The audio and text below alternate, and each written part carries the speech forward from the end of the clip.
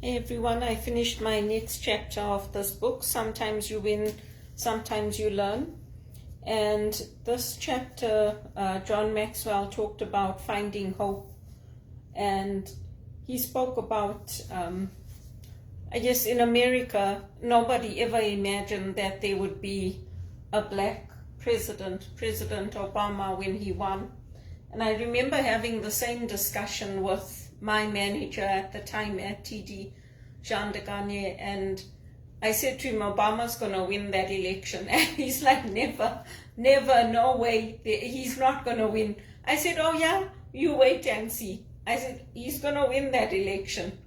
And Obama did win, but a lot of people did not believe that it was possible.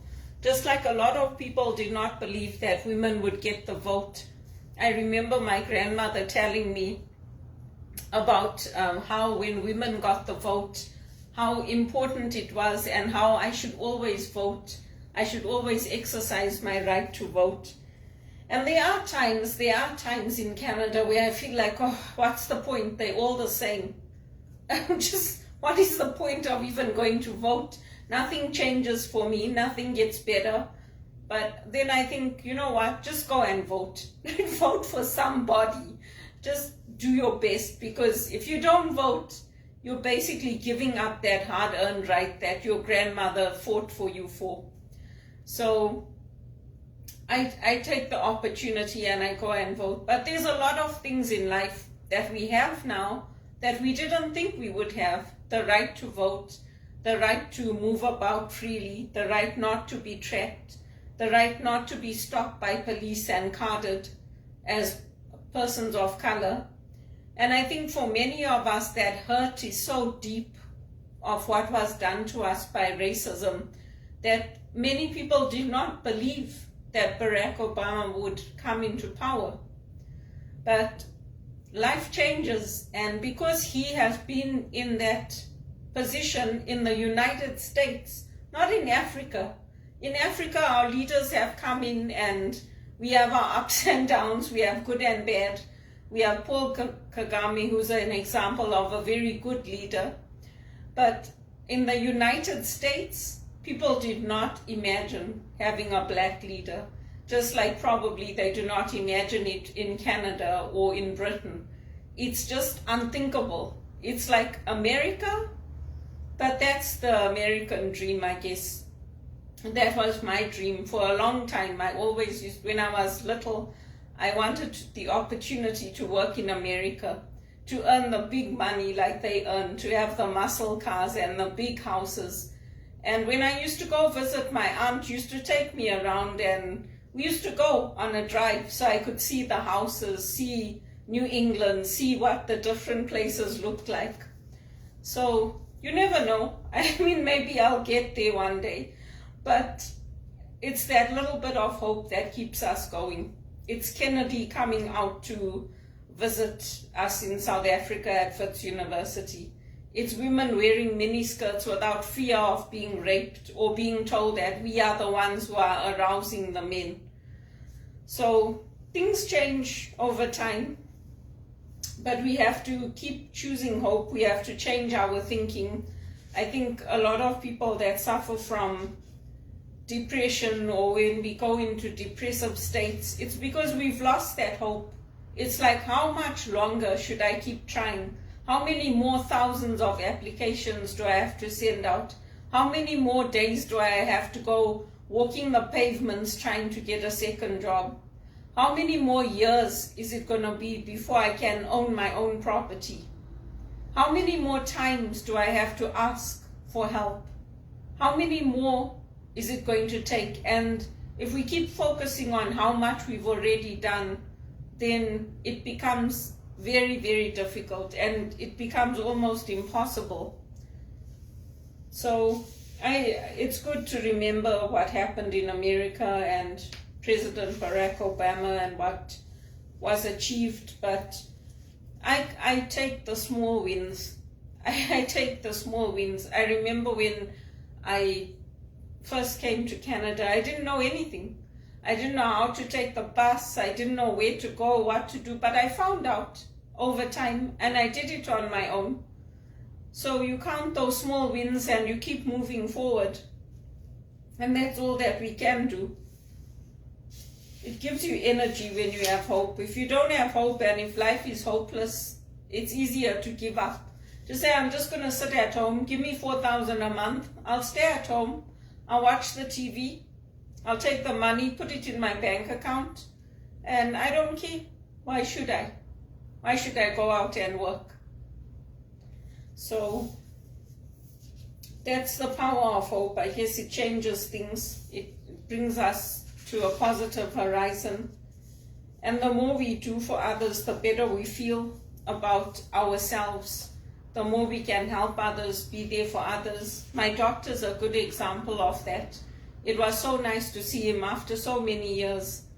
And he's one of those doctors that has a good bedside manner. He knows how to make you laugh. He knows when to point you in the right direction. And now that I'm also a healthcare professional, my doctor recognizes that.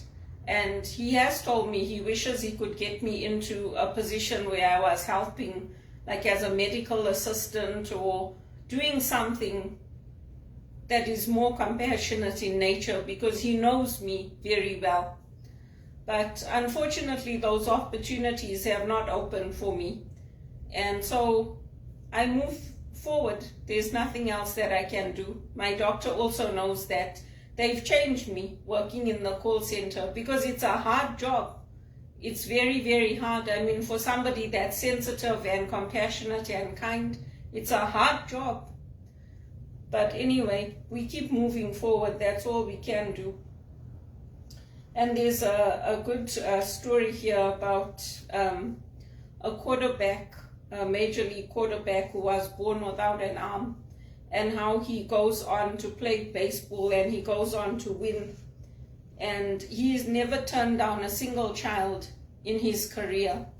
His name is Jim, that came to him asking for an autograph, asking for help, asking for a word of comfort. And you get people like that. They never say no.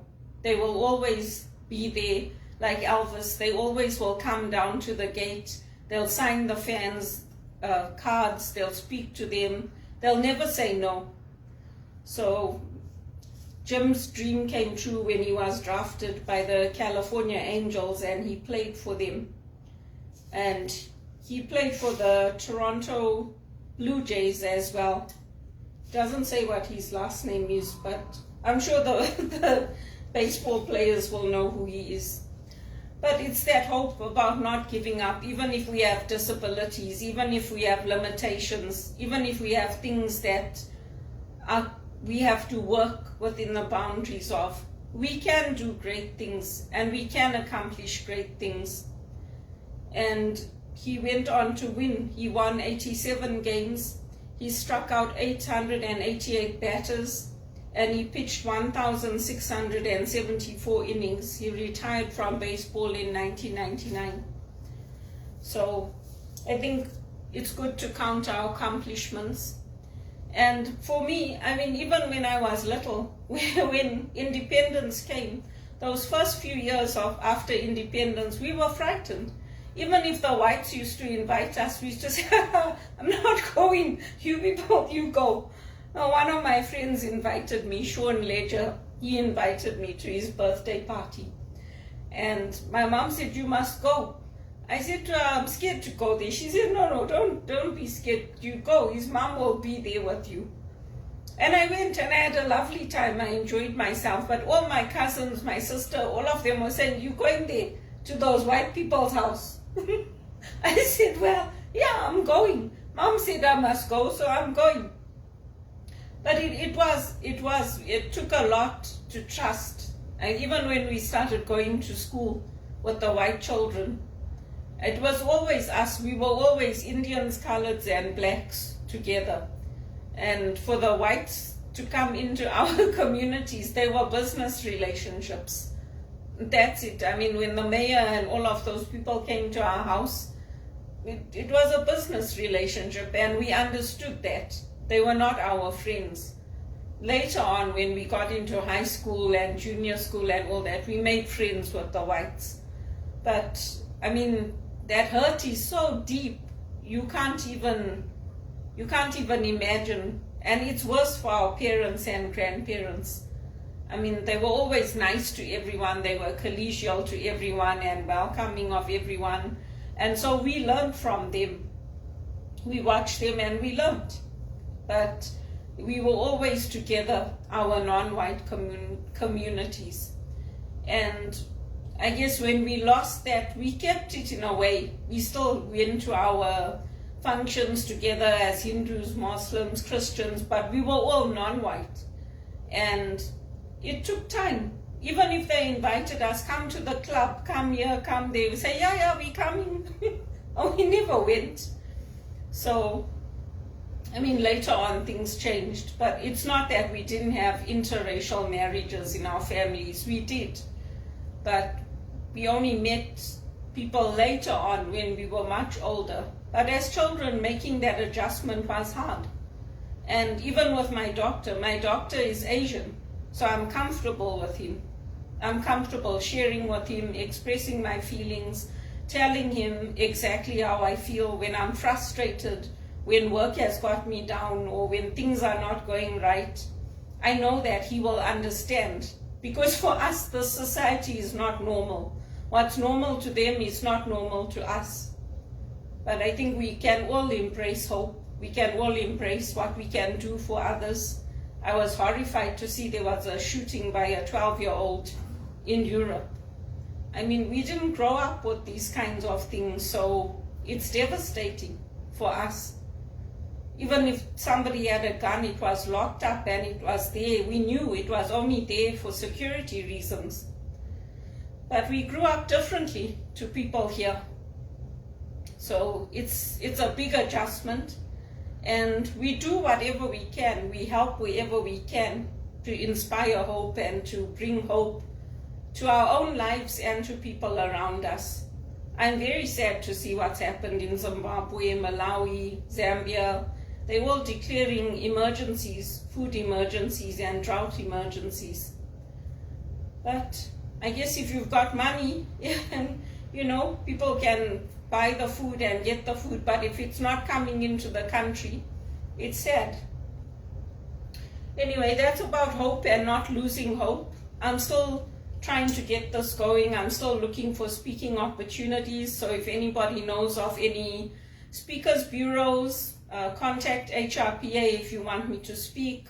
I also am reaching out to nonprofits and other organizations, and hopefully those opportunities will come and I will be able to get back on my feet financially. It's not easy.